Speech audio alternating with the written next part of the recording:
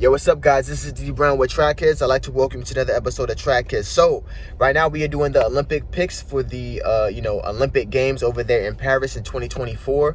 And currently we are talking about the 400-meter hurdle men, the men's 400-meter hurdles. As we saw earlier this year, you had the big three already compete this year. That definitely showed a lot.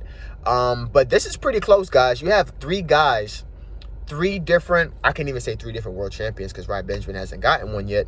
But we have three guys of the fastest ever, fastest in history ever, which is rare. We usually haven't had that kind of competition, that level of competitiveness in quite some time. We have the likes of, Ryan Benjamin, Warholm, and Dos Santos.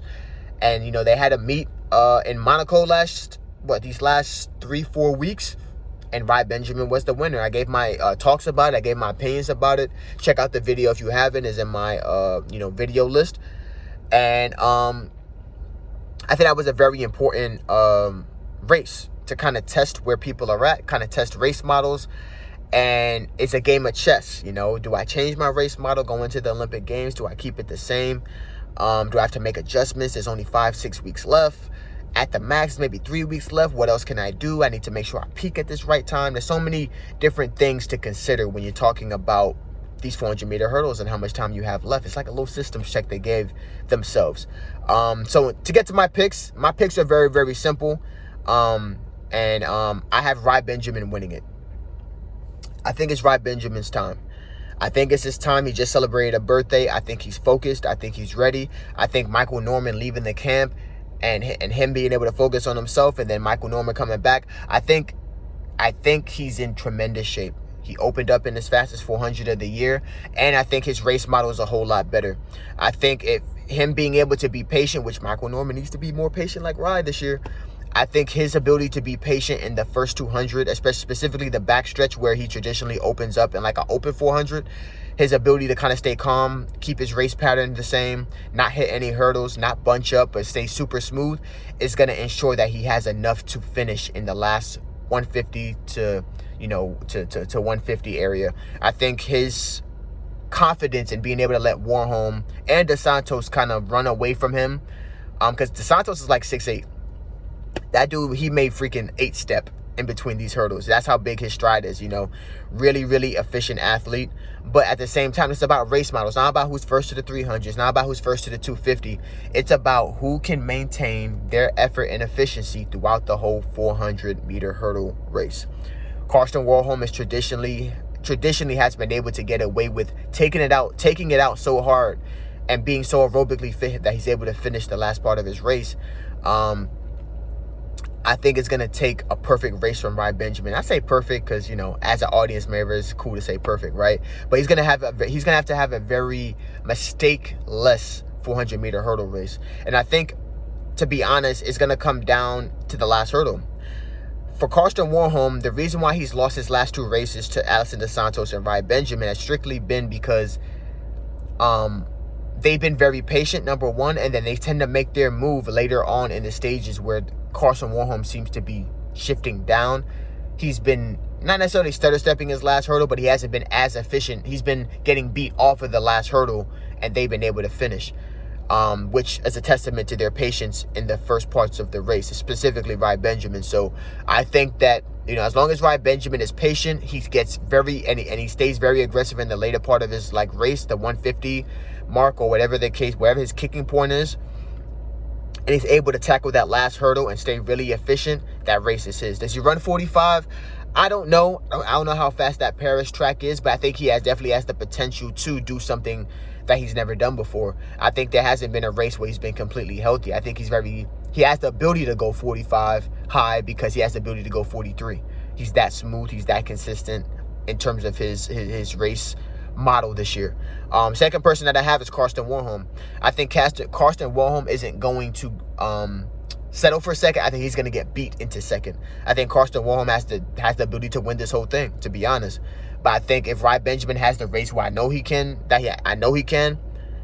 going to lead him to winning and getting the whole thing. If Ryan Benjamin runs the race he's supposed to run, that's going to kick Karsten Warholm into second place. And I think that, Karsten Warholm looks strong this year. Hell, both of them may be able to hit 45 this year. I have no idea. But I think it's going to be a battle of the race strategies or the race models. And Karsten Warholm has had a quality race model these past couple of years, but a lot of people kind of notice it. He's so aerobically strong. He takes it out, and he's able to hold that pace for so long. It's going to take an out-of-body experience for him to win. And I definitely think he has the ability to. We just have to see how Rai Benjamin handles it. And I think Alisson dos Santos is going to get third. He's the youngest out of all of them. And he's someone that, again, he's going to be in the mix. He's going to run a really strong 46. He's been consistent at 46. Unless this dude just has a heck of he does something that's never been done before, which is possible. He's 6'8", the tallest, probably one of the tallest 6'7", 6'8", probably one of the tallest that I've seen run the 400-meter hurdles at his speed. He has the foot speed. He has the strength. He has the stride length. And he's very smooth. He's very nonchalant, very easygoing, very smart. But I don't think it's his time.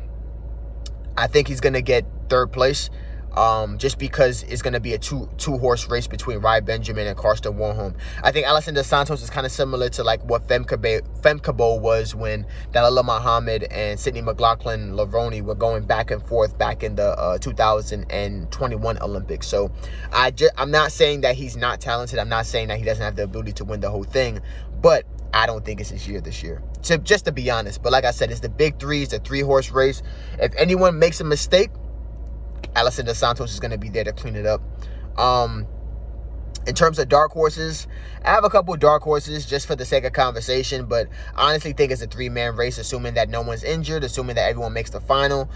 You have the likes of C.J. Allen. I'm not going to really go into detail because all of them run around the same exact time. I have C.J. Allen, Trevor Bassett, and I have Kyron McMaster. So Kyron McMaster tasted his first medal last year with who was injured. I forgot who was injured, but he was able to snag a medal at the World Championship. He's someone that, again, has the ability, but he's been pretty inconsistent this year, in my opinion. He's just now hitting 47s. I think it's going to take a 46 to even be considered for a medal. And he just, he has to stick his nose in it. He has to stick his nose in it. He can't get away with just 47s and being in the right position and hoping for someone to fall back or hit a hurdle. He has to stick his nose in it. I think Trevor Bassett is someone who's been notorious for snagging medals if someone is not on point. He has a, coach in Mike Holloway. So I think, they're peaking him really well. It's going to take a PR kind of performance for him to go get it. You have to go 46. This is not a 47 kind of race. It has to be 46. C.J. Allen is someone who's been having a pretty consistent run, who's been in the 47s, 48s.